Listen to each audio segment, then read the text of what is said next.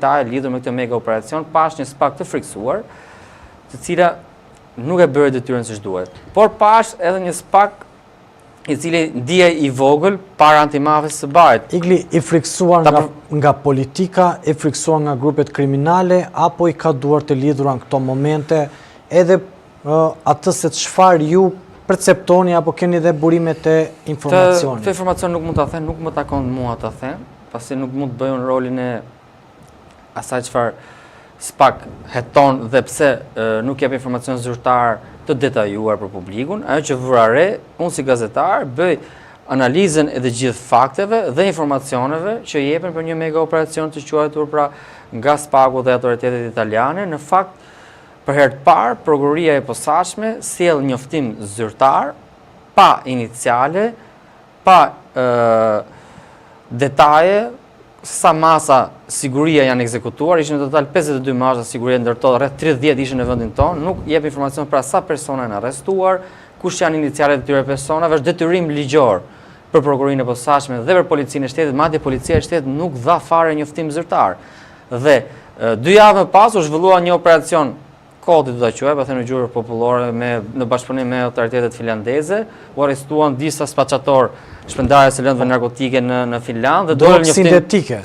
Ishte operacion kodi. Sa më thonë që po bëjmë një operacion dhe dolën në njoftim zyrtar, me deklaratë zyrtare dhe përmenden dhe emrat e personave të arrestuar, gjitha me detaje ndryshe nga mega operacioni i ashtu quajtur i mëparshëm, çka të bën të dyshosh. Pra, ne si publik dhe si gazetar bëjmë të analizë. Në këtë rast u dhan këto detaje, në këtë rast nuk u dha asnjë detaj. Edhe në rastin e dytë, pra të këtij operacioni me autoritetet finlandeze, prokuroria e posaçme dolën njoftim zyrtar me detaje, po ashtu dhe policia, ndërsa në rastin e parë jo. Pse nuk e bën në rastin e parë? Të përgjigjet duhet ta japin ato. Ne si qytetarë kërkojmë transparencë, drejtësi dhe SPAK-u së bashku me policinë e shtetit kanë detyrim ligjor të kryejnë operacionet dhe mega operacionet siç duhet, pasi sjellin te publiku perceptimin që SPAK-u dhe policia nuk janë të pavarur dhe nuk e bën detyrën siç duhet. Do them të një fjali në këtë rast dhe të mbyll për këtë mega operacion. Për herë të parë, vjen një përfaqësues i antimafës italiane në vendin tonë dhe flet për mafian shqiptare. Kujt i tregojnë mafian shqiptare? Italianët. Që vetë antimafia prokuroria italiane është drejtuar nga mafiozët italianë. Vinë në Shqipëri për një operacion kodi dhe na tregojnë mafian shqiptare. I flet në kryetarit, domethënë drejtuesit të SPAK-ut, institucionit më të rëndësishëm të drejtësisë, kreu antimafisë italiane, duke na treguar mafian shqiptare si mafian më të rrezikshme në Europë, po mafia italiane. Kujt i tregojnë ato mafian shqiptare? Dhe drejtuesit e prokurorisë së posaçme dhe përfaqësuesit e tjerë të prokurorisë së posaçme banin gojën kyçur dhe rrinin të stepur dhe të për ullur para kreut të antimafjes italiane. Na tregon tani antimafja italiane ne, mafjen shqiptare, ku mafja italiane është mafja më e rrezikshme ndër mafjet të rrezikshme në botë. Mafja italiane ka drejtuar qeverinë në Itali. Dhe tu pash një SPAK të pafuqishëm, thjesht sa për bërë fasadë, për bën mega operacione e tjera e tjera. Kam qenë ndër gazetarë që nga mbështetur fuqimisht prokurorinë e posaçme, do vazhdoj ta mbështes fuqimisht SPAK-un si institucion. SPAK-un si institucion që shumë i rëndësishëm. Do ta mbështesim sepse ka bërë punë të mira, por jo aq sa duhet. Dhe që nga arrestimi i Erion Veliet dhe deri më sot kemi parë ndonjë mega operacion apo operacion të rëndësishëm. Ka shumë ministra që mund të hetohen, kanë kryer vepra penale të shpërdorimit të detyrës, të korrupsionit pa mas. Mund të kemi një lëvizje surprizë nga SPAK-u. Nuk jam kundër arrestimit të Erion Velies, patjetër arrestohet kush ka vjedhur, po si Erion Velie kanë vjedhur të gjithë, pa përjashtim. E dim shumë mirë, o futet të gjithë, o mund të ketë një aksion tjetër nga SPAK për të goditur emra, apo duke qenë se ka disa dosi që janë fund të hetimeve, Kam frikë, mund të ketë nga disa hetime që kanë bërë, por ato din vetëm prokurorët e SPAK, nuk mund të bëjë dot parashikime, sepse këto kolegtë mi gazetarë që dalin filan javë do arrestohet filan, asgjë nuk din, ja fusin kot. Ato din vetëm prokurorët e SPAK-ut, ato i kanë doset, hetimet e gjitha dhe ato hetuesit e BKH-s, që po bëhet kjo gara shumë e nxehtë për drejtuesin e BKH-s, dhe këtu po e kuptoj që SPAK-u nuk është institucion aq i pavarur sa duhet. Pra, po bëhet një garë faras. Nuk kam qenë një ndër ato gazetarë që kam kritikuar garën për krijen e policisë shtetit, i cili ishte paracaktuar.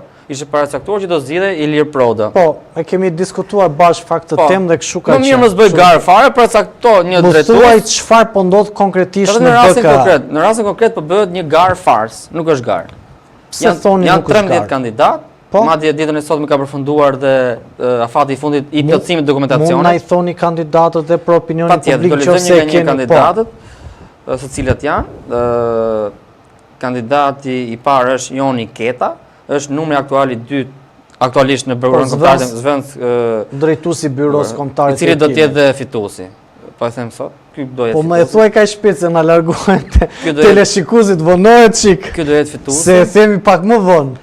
Mendoj që ky do jetë fituesi, kudo përflitet që do jetë fitues, sepse duke marrë analizën e kandidatëve të tjerë. Ti marr një Elton Kërluku, hetues financiar në BKH, ish shefi sektorit kibernetik në Ministrinë e Brendshme, kandidat jo potencial për të fituar.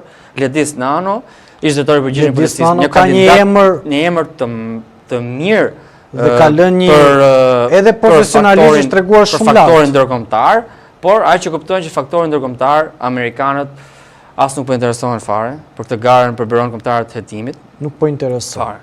Fare. Rasti i vetëm kur janë interesuar ka qenë zgjedhja e kreut të SPAK Altin Dumanit, të cilën qeveria, pra mazhoranca, nuk donte që të zgjidhej Dumani, donte që të zgjidhej Edvin Kondili në atë kohë. Kam qenë vetë i pranishëm në sallën ku Këshilli i Lartë i Prokurorisë KLP-ja zhvilloi garën për zgjedhjen e kreut të SPAK, ka ardhur në pjesën ku po jepnin pra platformën e tyre, po shpalos platformën e tyre kandidatët asaj kohe, Altin Dumani, Edvin Kondili, Adnan Xholi e tjerë. Erdhi ish ambasadori Yuri Kim dhe në momentin që u fut ambasadori Yuri Kim në sallën ku po zhvillohej pra mbledhje dhe konkursi për zgjedhjen e kreut të SPAK-ut, i iku fytyra të gjithëve atyre së KLP-s. Patjetër. Kam qenë vetë i pranishëm dhe kur u zgjodhi Altin Dumani, disa prej tyre e ngritën dorën gjysmë sepse kishin frikë që mos zgjidh si mamarin. Domethënë urdhrin e kishin nga mazhoranca të zgjidhej filion person, ndërsa para se të bëhet votimi, ish ambasadori Yuri Kim i thirrën një dhomë të gjithë bashkë anëtarët e KLP-s, pasi votonin ato për zgjedhur Altin Dumanin. I mbajti rreth një orë 40 minuta diçka të tillë. Mbaj mend se kam qenë vetë kam raportuar, ka qenë një ndër raportimet e mia të para sa kishte filluar punën time në terren si gazetar i kronikës së Zezë. Dhe në momentin që i bisedoj me të gjithë të anëtarët e KLP-s, u zgjodh Altin Dumani, u bë votimi 2 herë, pasi herën e parë nuk u zgjodh numri i duhur, pra që duhej për të zgjedhur kreun e SPAK-ut. Herën e dytë kur u zgjodh, nuk e mbaj mend emrin e kryetarit të KLP-s, po më kujtohet, e ngriti gjysmë dorën, nuk e ngriti të plot, pra gjysmë për zgjedhjen e Altin Dumanit. Pra ishte që u duk që ishte një zgjedhje diktuar nga amerikanët, nga ambasadori Yuri Kim. Ato nuk do votonin për Altin Dumanit. Kjo është hera parë që unë kam parë si gazetar dhe qytetar që faktori ndërkombëtar vendos në Shqipëri pra një person që ato duan dhe një person të pastër. Do ta themi të vërtetë, Altin Dumani është një nga prokurorët më me integritet dhe profesionist në vendin tonë dhe të jenë të gjithë si Altin Dumani aty në prokurinë e posaçme. Gjithë prokurorët atëherë do kemi një prokurori të posaçme, e cila do jetë ajo që ne duam. Por ka dhe dronjë të shtrembur, por fatkeqësisht pas ka shumë. Jo aq sa për të mos prisur stabilitetin e prokurisë së posaçme.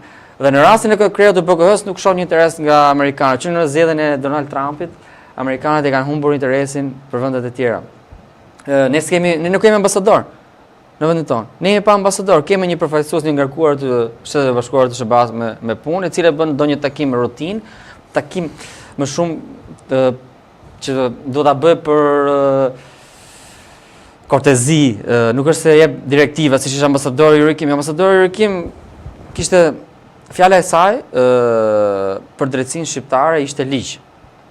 Dhe në rastin konkret kemi një interes të pakët të faktorit ndërkombëtar dhe kjo mungesë interesi të pakët sjell dhe një garë jo të vërtetë dhe një garë fars për kreun e BKH-s. Në 31 gusht i mbaron mandati Aida Hajnës dhe mendoj që gara nuk do jetë ajo që presin qytetarët. E lam ke emri Gledis Nanos, mendoj që nuk e kam mbështetjen pra faktorin ndërkombëtar se prandaj e përmendëm, nuk e kam mbështetjen aktualisht sepse nuk është interesuar amerikanët. Por amerikanët kjo është figura më e pastër. Gledis Nano nga politika shqiptare nuk duhet. Patjetër sepse Rama qeveria e shkarkoi bashkë me ministrin Bledi Çuçi së kohë. E shkarkua, nuk e donin. Si ta vendosin në krye të BKH-s, më kupto. Dhe faktori ndërkombëtar nuk është shumë interesuar për të kreun e BKH-s, për të cilin kanë qenë të interesuar për Gledis Nano më parë, se Gledis u vendos drejtori i përgjithshëm i policisë pa sugjerime të faktorëve ndërkombëtar të operacioneve të suksesshme.